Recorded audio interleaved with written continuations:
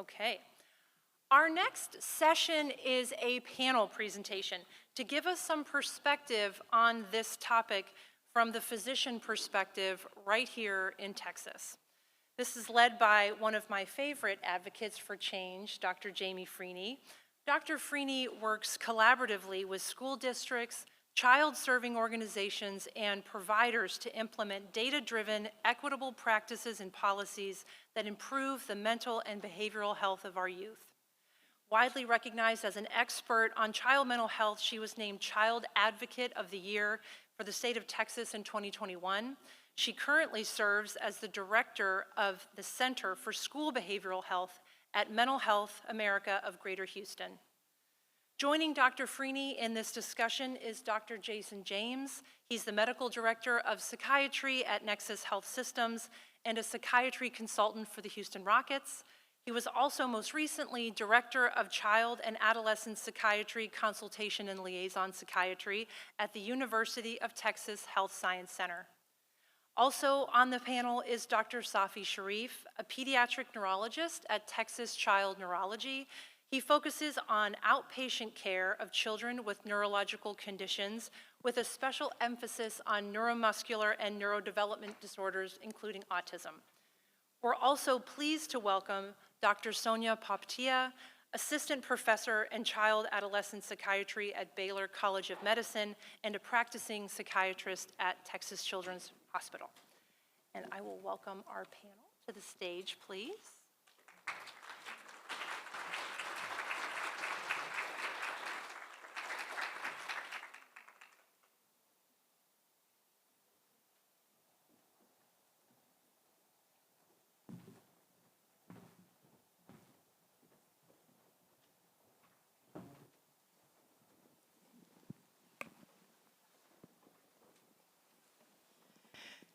Good morning, afternoon. I'm not sure where we are in the day yet, but it's been great. It's my pleasure and honor to sit with such esteemed professionals in this space. And so I want to thank Nexus for holding space for this conversation. I want to thank all of you all for being here to hear such powerful words and to just be advocates and to learn more and to do more in this space because a lot of children are depending on us. So I want to start off just by saying thank you and welcome. We are in a time where there are so many different issues and struggles, and the intersection of mental health or mental illness with other psychiatric problems, health problems, what brings you to this particular space? What is it that makes you interested in this particular area of complexity, an area where many shy away from, as we heard Dr. Canavera talk about earlier? Treating medically complex children is not easy. So can you talk about what drives you? Why is this of interest to you, and why do you do this work? Each of you. I guess I'll start.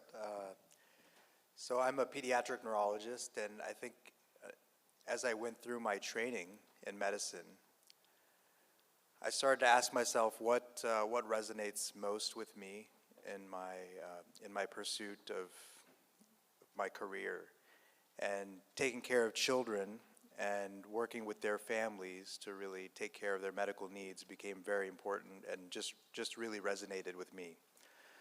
And once I finished my training, I am now a practicing physician. I'm taking care of these children. Then the families started to come with me, and I started to sit down and take the time to really listen to them. And it was really through that opportunity of listening to the families and understanding what they were struggling with that got me passionate about caring for those particular concerns that they had. So it wasn't really something that I was exposed to as much. I mean, you hear about it in your training practice, but then when you actually take the time and you sit down and you listen to what are the families really struggling with, that's when you get a sense of, oh, these are issues that are really impactful to them, to their lives, to their care. And so for myself, I'm a child and adolescent psychiatrist. I would say that I think my personality and way I practice medicine, I'm a very pragmatic person, and I think I realize that you see these children coming into different settings, and what are we really doing, right? They come in the emergency room, we put a Band-Aid on it. They come into the medical hospital, another Band-Aid. They're bouncing back and forth, and I remember one point as a fellow, I was just in a couple different settings, and I would see the same patient in different settings with the same problem still going on, just kind of bouncing back and forth. Parents are frustrated. If they're in the CPS system, they're just bouncing from placement to placement, and no change is occurring until, especially with the CPS kids, just kind of aging out with no progress that's occurred over their 10, 15 years maybe that they were in placements. And then with the families, again, just being overwhelmed without any progress that was occurring. And so it was clear that we've become super specialized, and that's a good thing in a lot of ways in medicine, but at the same time, with that super specialization, we've lost the holistic care of the patient. And so to really treat these complex kids, I mean, you just have to treat it from the psychiatric standpoint is not just, it goes beyond the mind, it's the body, the whole person. The social aspects, I mean, you can only do so much from a therapeutic aspect and a medication aspect when you're having, a child that's unsafe in the home and is, in poverty and those type of things too. And then the medical aspect, I mean, you're not going to control a patient's seizure disorder or diabetes or whatnot if they're having these social issues at home, or if their mental health issues are just exacerbating their underlying health conditions, or often leading to them as well. So I think all of that just really drove me to what can we do different, and how do we do that? So. I'm a child psychiatrist as well, and I always wanted to work with children, but what kind of drew me to child psychiatry and even adult psychiatry was being able to spend more time with the patients. Working at Texas Children's, I think a lot of patients that are coming in with complex medical issues, but also, their psychiatric comorbidities, that's probably the first time they're ever seeing a psychiatrist or a mental health care, professional. So being able to kind of sit down with them and make that impact. And my hope was, I think what drives me is that if we intervene early, we can change their trajectory of their life. And also, I think when we're talking about this and we're talking about holistic care of the patient, we also want to think about the families, and we were talking about that earlier, sometimes the exhaustion that the parents face, and sometimes they're bringing them to hospital just for some respite. So how do we, as everybody here, make a change in that family's life to kind of change their future? And I think that's what drives me. Thank you. You can tell, I think, just by listening to them that it certainly takes a special individual, because it's something, I think one of you mentioned that you weren't exposed to it, but you saw the need as you were practicing and you heeded the call. So thank you. Can you talk a little bit more about your experience in working with children with co-occurring mental illness and medical issues, and what are some of the maybe unique opportunities that you've had for treatment, and what has your experience been in not only working to treat the patient, but working with other providers, other different sectors within the healthcare system to treat patients? So most of my practice is outside of the hospital setting. I do some that's within a hospital setting. And I think that there's so many different cases of patients that come to mind. But I think the example that really I would like to highlight is young autistic children. And those young children, oftentimes the family feels like the child is misunderstood. And also the parents also feel like they're being misunderstood. And the system is just not taking the time to understand what's happening. And so if a child is having a severe, aggressive outburst, and they're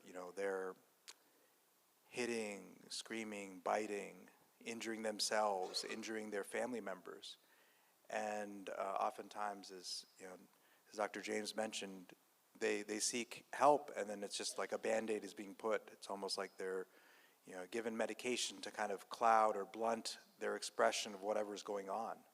And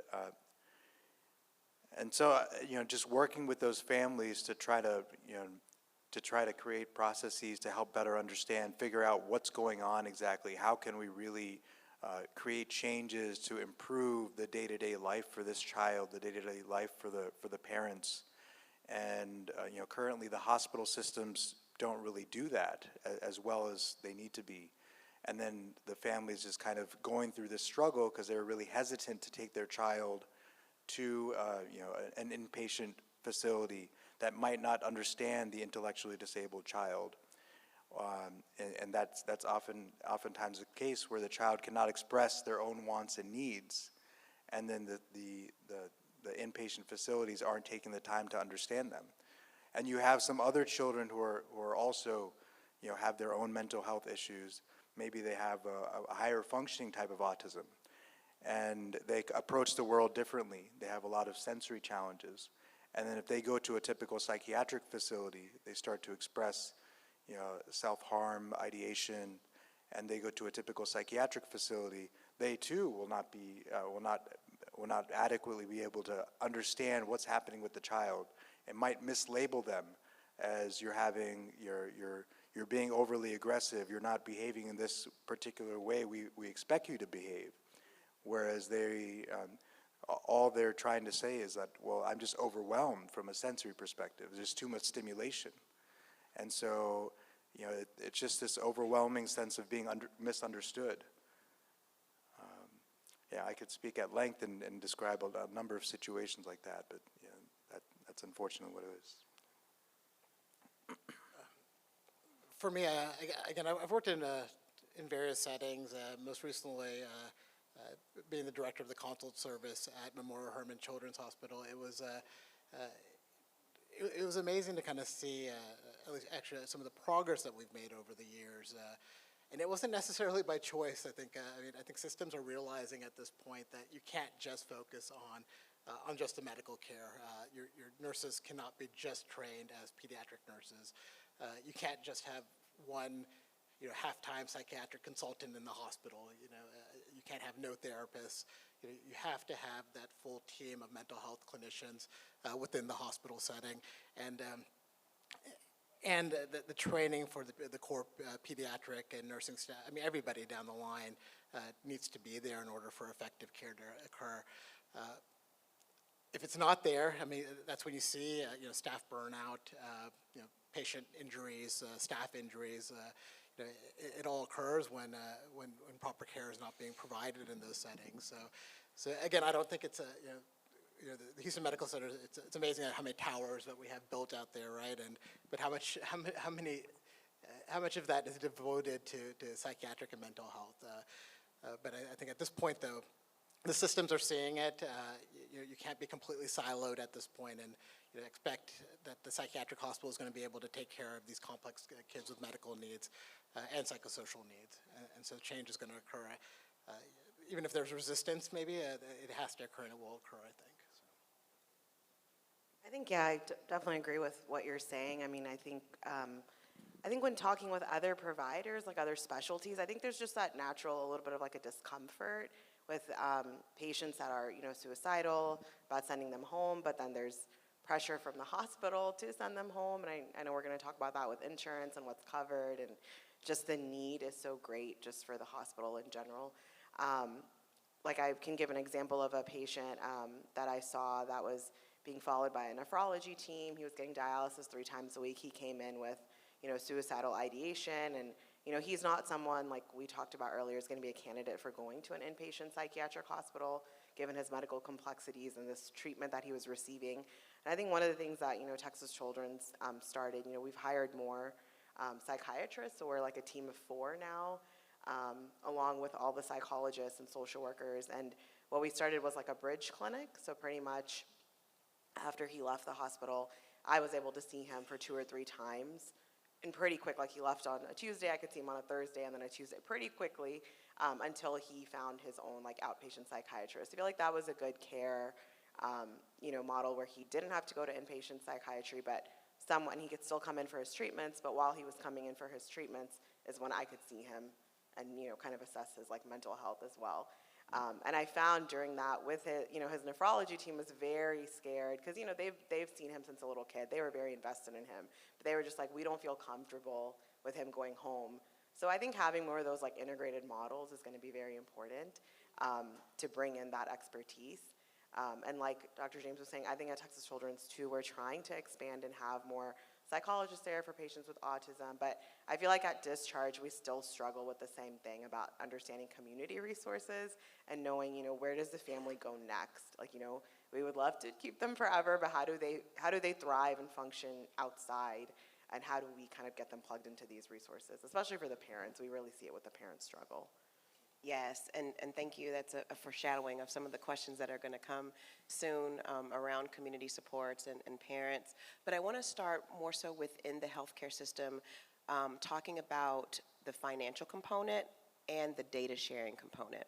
So let's talk about the data sharing component. What are the needs around data sharing, especially as you talk about a pediatric patient in a nephrology clinic, then they have to go somewhere else and see a psychiatrist, then they have to go, or a patient that may be working with an autism specialist at school and then is coming to a healthcare system for their other needs. So in your experience, can you talk about what may be helpful with data sharing, maybe what some of those barriers are, and why is it important for us to start thinking about ways to share data across sectors?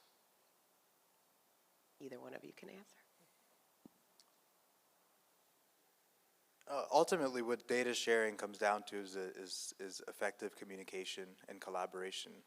So if you can have, whatever setting the child is in, the folks that are caring for that child in that particular setting have a good collaborative system with whatever other settings that they're going to be in.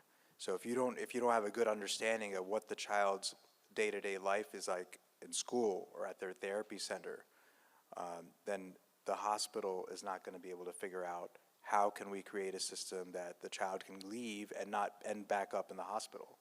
So that's, and if they're getting regular therapy on an outpatient setting, then that therapist, they have to be in line with the goals that were set in a inpatient setting. And all of that has to be in alignment. So I think that's where we really achieve the greatest success in terms of data sharing, is you can get a sense of, well, what is this child's baseline? What are we capable of? What is the child capable of? And then what are we trying to achieve? Then we can set proper goals in a more inpatient setting. And then what can we continue to work on in the outpatient setting? So if there's any sort of breakdown in that communication, then you're just, there's a wastage of resources. Yeah, I would agree fully with what Dr. Safi said.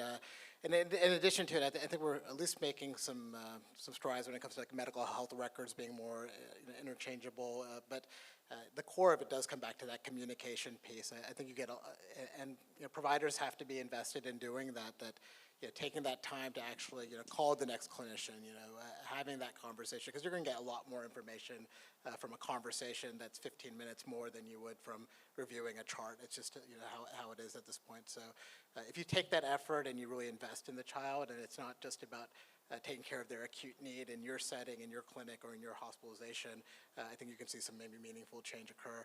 And then if when we really think about treating a whole child, the community aspect is just as crucial, and so there has to be some better ability to get the resources as an outpatient, and then also engaging the other systems, nonprofits, the school systems, to really care for a child's need. It is that that community effort of things with medicine and the community. So.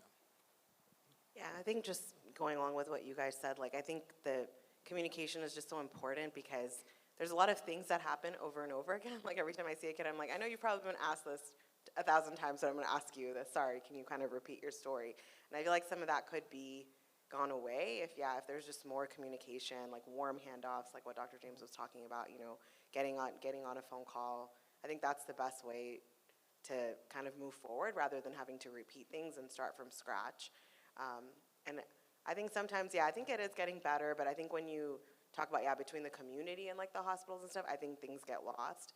We had a patient yesterday and the school principal came with the mom and I was like, I've never seen this before. And she brought the mom and the mom, didn't speak English and it was really helpful. She knew the history really well and she was like, we're waiting, we don't have any accommodations at the school because we haven't gotten an actual diagnosis for the kid. We haven't done any testing. So it was really helpful to see that. I know that can't happen all the time, but I was like, okay, at least this big part of this kid's life, this person is here who knows him also really, really well and is invested in the family. Definitely comes down to the dedication, Yes, absolutely. So let's jump over into the community component and the schools component, because we know oftentimes the best people that know the child are their parents and their teachers, because they spend the most time at school and at home versus in a doctor's office or in your psychiatrist's office. So as far as those community partnerships, I know when I say we, my team and I teach mental health, children's mental health, trauma-informed care to educators. We teach them to all youth serving adults, so that could be at your Boys and Girls Clubs, your after-school, out-of-school time care organizations. Do you see a space or a role for organizations such as your Boys and Girls Club or Big Brother, Big Sister, some of these community organizations where children are the priority and where they're being serviced? And then in addition to that, with partnership with schools, I understand there's HIPAA on the healthcare side, there's FERPA on the education side, so there's a confidentiality issue there.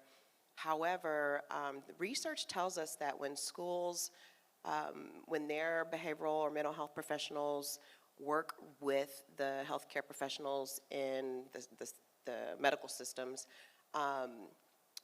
the outcomes are better for the child.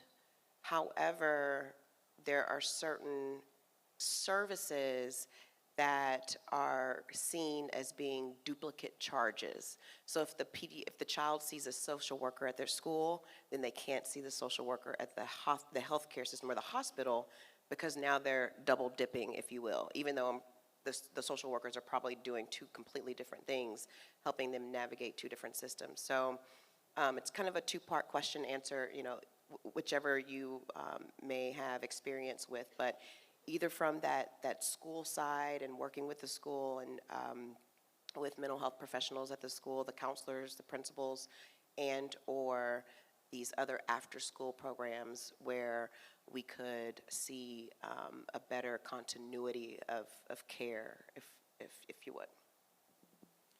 I think the greatest success I've seen is when you have everybody kind of bought into helping the child, and it takes time as well. Like it takes a little extra time for the provider to say, okay, well, I'm going to connect with those other settings, that environments and the other folks that are involved with the child's care, and because of the privacy issues, it often requires the caregiver to be the kind of the liaison and give the consent to that care, to that communication being given. So I think that's really important. But at the end of the day, it does require extra time. It requires extra time on the provider's standpoint. It requires extra time from even the after-school programs or the school providers, and they have to have that vested interest in the child. And then the trust has to be there from all parties for the parent to say, yeah, I consent to having everybody communicate. So. Just to add on to that, I would say that there's likely is actually more of a need for there to just be some general mental health wellness that's provided, regardless if someone is presenting with something that's acute or identified. And I think because it can be really hard to truly identify who's that individual that is going to have a suicide attempt or has an act. Things are so variable at times. And so if we really go down to the point, and they actually, when there's the whole conversation about identifying like who's going to be a school shooter, those type of things, it's really difficult to be able to pinpoint who that person is going to be. And so I think if we look at more of just general mental health wellness from a more of a global community perspective, that this is provided within different settings, you know, especially nowadays with kids having more difficulty just self-regulating their moods, you know, mindfulness techniques, you know, distress tolerance techniques, like those are just skills that can generalize to everyone. I mean, we can all benefit from those type of things. And so emphasizing just as, you know, physical fitness is important in school, mental health fitness is just as important. And I think that was one way to at least bridge it, because you're not going to have, there's no way that there's ever going to be enough child psychiatrists and child psychologists and, you know, mental health practitioners. So if we can engage like boys and girls institutions, you know, sports organizations, you know, whatever it may be, and in the school setting as well, I think we'll have better outcomes overall. So. Yeah, I agree with that, and I think, you know, the school counselors are important, or just more engagement in the community that the kid has that's helpful, because those are different role models that they turn to, and sometimes if the home isn't a super stable environment, or the parents are going through their own mental health struggles, then having those other organizations and like role models or big brothers, big sisters, like that's someone that they can turn to, and then they can, you know, when they are having a tough time, that person's there. So I think the more of that is there is better. Sure. And so you've mentioned quite a few times parents. So can you talk about some of the concerns and challenges that you hear from parents, and maybe some idealistic solutions that you may have, if you've thought of any, or even solutions that you've seen that your institution maybe has implemented that has been helpful. But from the parent perspective, can you talk about what you often hear? Are there like priority concerns, and how you go about working with them?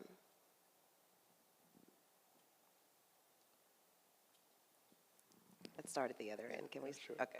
I think just lack of resources. Like, I think parents feel lost, like they don't know, and I don't think we're well versed with, I guess I can speak for myself, like not as well as we should. Like, we kind of know the generic things, but like the day to day, like, who do I call? How do I make an appointment? Like, how do I get there? Like, if they, you know, we see a lot of patients that, you know, parents, English is not their first language, so navigating the system, even for someone that speaks English, is very difficult, you know? Like, even when I'm like on the patient side, just the simplest thing for my children, like, it's so complicated. So I feel like that's really hard. And I think one thing that we could do is maybe like more like parent groups or like peer support. I think at Texas Children's, I mean, I don't think obviously the parents, for confidentiality reasons, they don't talk to each other.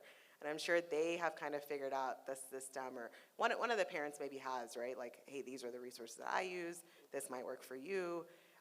So that, and then like in-home support. I think when they do go home, having more like wraparound services, they don't have that, like, or they don't know how to access it. And I think insurance and things only cover up to certain things. Like, okay, the kid's going home with home health, but like that doesn't cover anything else. You know, that's a starting point, but I think that's what parents really struggle with. Like, now what? You know, you've given me this, a lot of resources in the hospital, but what do I do, like, when I leave? Yeah, I completely agree with that statement too. I mean, it's very difficult for families to navigate the mental health system. And I mean, all of us are really great physicians, but, you know, we aren't the individuals that know to identify each individual program. And so there needs to be more ability and easy accessibility. And the other part of it too is that, you know, most of our complicated kids with complex medical illnesses and psychiatric illnesses, or, you know, autism spectrum disorders and so on, or especially like our kids that have trauma related disorders, their families have also experienced very similar things too. And you know, even when the child is able to access care through a Medicaid product, you know, often the parent doesn't have any access to services. And you know, you can't just treat a child isolated outside of their family system. And especially with trauma, I mean, there's so much research that shows that that's intergenerational, that often you know, the mother has experienced a very, very similar trauma to the child has. And how activating must that be, right? Your child is experiencing this, and now you're having to relive it as well in many different ways, but you don't have access to care. So, you know, the whole family has to be treated. You can't just have one identified individual in a family system. So. Yeah, I'd like to just walk through a typical scenario that a phone call I get maybe every other week. A mom or parent or caregiver of a medically complex child, they'll call in to the office and say, okay, my child has an acute mental health concern. What should I do now? They express some suicidal ideation, or what do I do next? Then we say, okay, well, this sounds very serious. Do you have anybody else, like any mental health resources? They oftentimes say no. You're going to go to the pediatric ER. What's going to happen at the pediatric ER? And there's a lot of confusion. Well, they'll go to the pediatric ER and they're going to do an evaluation, a mental health sort of evaluation, determine the acuity, the severity of the risk, of the concerns. Well, the parent's very concerned. The caregiver is extremely concerned. Okay, I think this is something I cannot handle. It's very serious. I don't know how to handle it. I don't know if I can continue to take care of my child for the next day or two with these concerns that are there. So they go to the ER. They do an evaluation. Based on the determination of that evaluation, they might be set up with some services outpatient, but the family definitely feels overwhelmed to the point where they want the child to be admitted to a facility. Well, which facility are they going to be admitted to? That's a big question mark as well. Does that facility have beds available? Does that facility accept their insurance? Do they have insurance? How long are they going to stay at that facility? Do they have the resources to take care of the other medical complexities? So these are a number of question marks that are going through the parent's mind when ultimately they just want their child to be taken care of. And it's just a long stream of question marks that the family just struggle with. And so that's very difficult for the parents to go through. And we just don't have, when we talk about resources, the resources that we need are the answers to these question marks. That's really impactful, and there's a lot of questions. Yeah. And so there's a lot of resources that we would benefit from, that patients could benefit from. But I want to talk about the physicians, and as practicing physicians yourselves, looking back, what would have better prepared you for supporting and treating pediatric patients with medical and psychiatric complexities?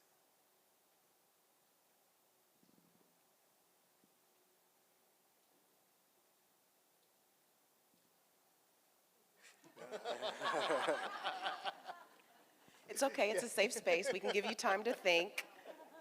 I think maybe a better understanding of the whole, like more of the holistic aspect of it. I mean, I don't know if it's changed now. I mean, I'm not that old, but I feel like in medical school, like, I think it's just, like what Dr. James was saying, you kind of just get stuck in like your specialty and like, you know, like I can prescribe Prozac all day long, but like when the kid goes back, like what resources are they gonna have? What's school gonna look like? What are like those different aspects gonna look like? So I think maybe getting a little bit more of that and now I find myself like keeping more updated in those types of things rather than like the purely like medical, like, you know, like if someone's diagnosed with X, I can give them Y and like I can, you know, treat that, but I don't think it happens like in a silo like that. I think it happens in having, you know, other components as well, you know, how we always talk about the biopsychosocial model, like having more of that, I think, in training.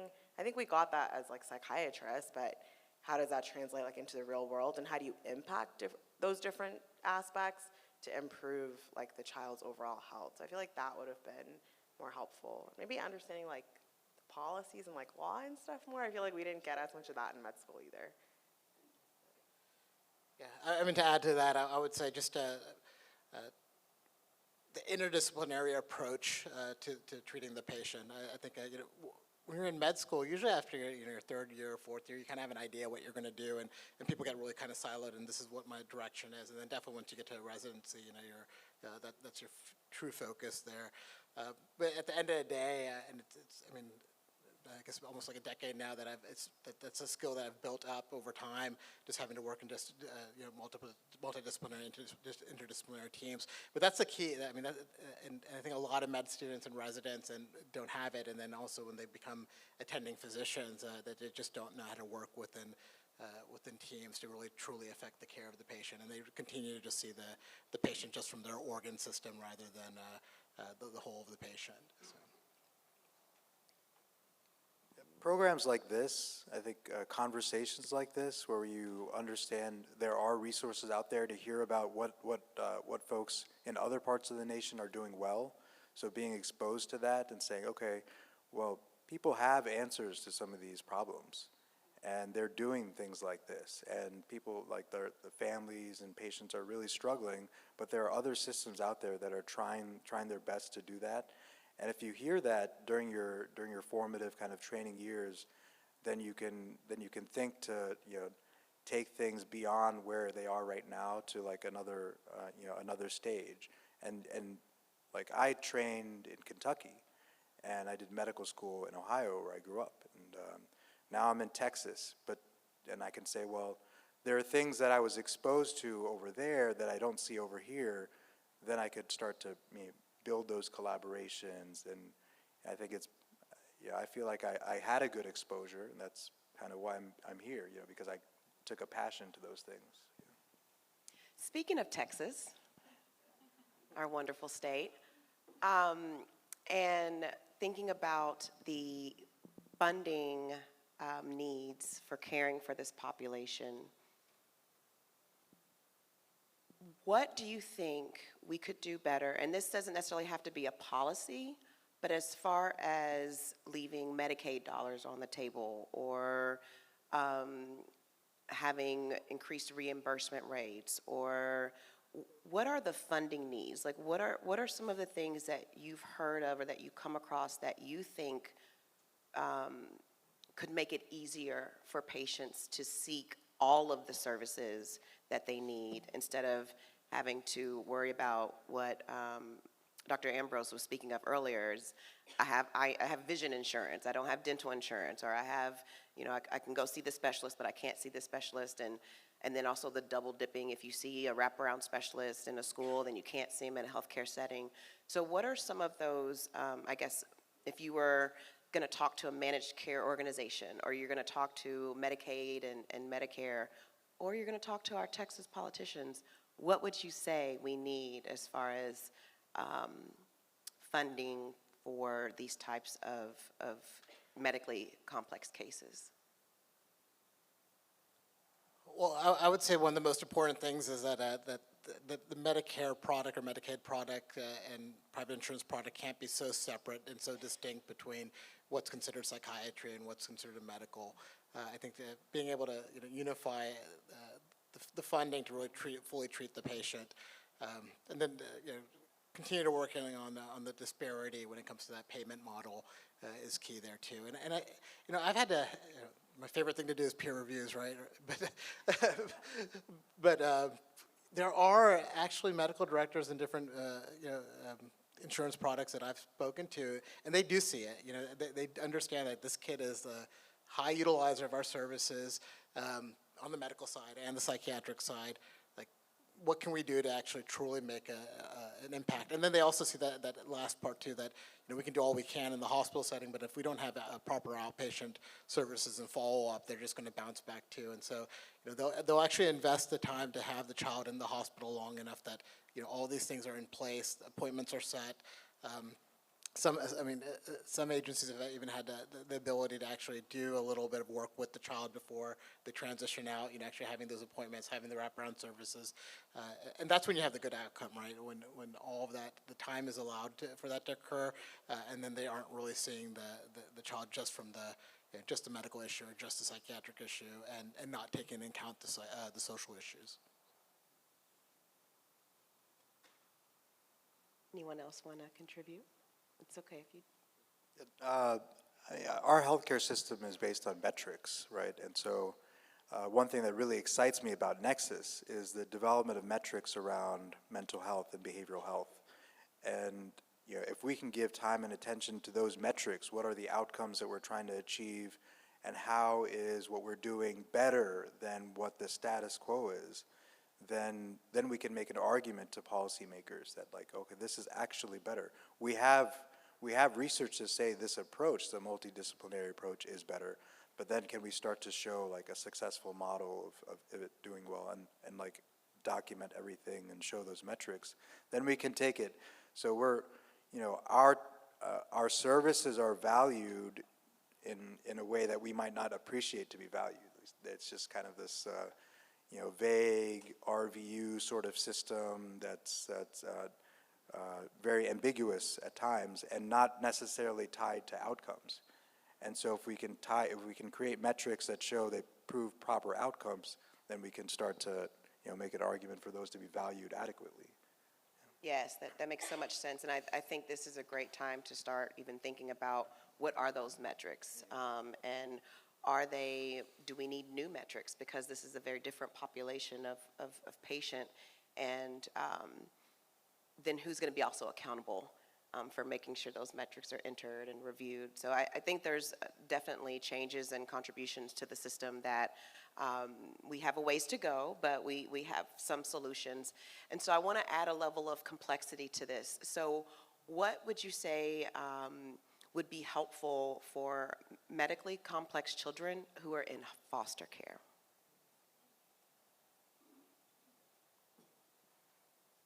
I would say, the most important thing for medically complex care, kids in foster care is actually having appropriate placements. There just isn't the amount of proper placements for these children. We can often actually stabilize them to a good degree where they are actually, the medical issues are stable, psychiatrically, they're actually happy most of the time. They're functioning on a level of more independence that's appropriate to their developmental disabilities and so on. But even at that point, there's not a good home for them to go to. And then they get bounced around the system because of that. Or they're in, at Nexus, we don't want to have a child in our care that can be in a least restrictive environment, but there's just not an ability to find a proper group home or foster home placement for them. So it's unfortunate at those times, and so we try to do the best we can to continue their development, but we know children need to live in homes, right? So I think once that placement is found, just how to support those parents. We've had foster parents that have 3 children that they're fostering, and all 3 of them are very medically complex. And so, if one of them is struggling with mental illness or something, it's impacting the other kids in the house. And then oftentimes the parents do become frustrated and exhausted, and they're like, hey, we don't want to do this anymore. We can't handle, it's impacting the other kids in the house. So how do you have, kind of going back to your previous question, I don't know, thinking about prevention, in pediatricians' offices or something where there's more of that multidisciplinary team that's there, that's really working really closely with the parent and working really closely with the child, and that one person, if it's a social worker, a combination of a social worker, a therapist, and a psychiatrist or something, and they're very quick, are able to see that patient and really follow them through and kind of liaison and collaborate with the school as well. I think that would be ideal because it would prevent ER visits and it would prevent going to the hospital and them decompensating as they do. But then you need you can't be constricted by time or RVUs, or you have to kind of incentivize in other ways for that model to happen. But I think the parents are a key player in any case, but especially foster parents. To kind of Yes, that makes sense. And so I want to, as we come to a close, I want each of you to take maybe 30 seconds to a minute to share either how you define success or a story about the last time one of your medically complex patients made you smile.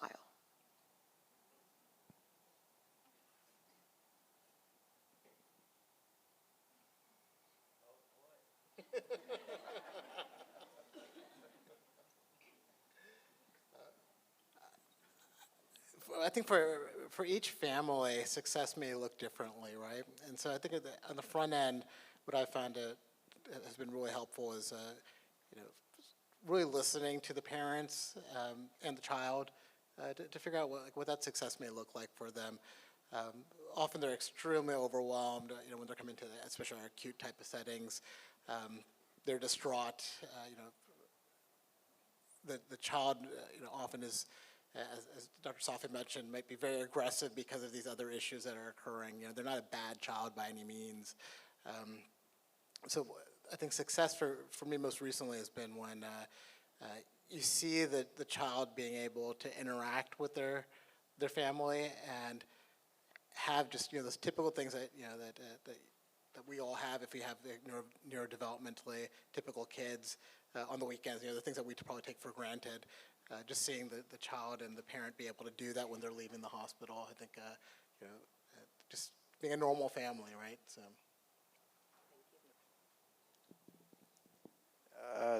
Pretty much every interaction, the children make me smile. So that's an easy one.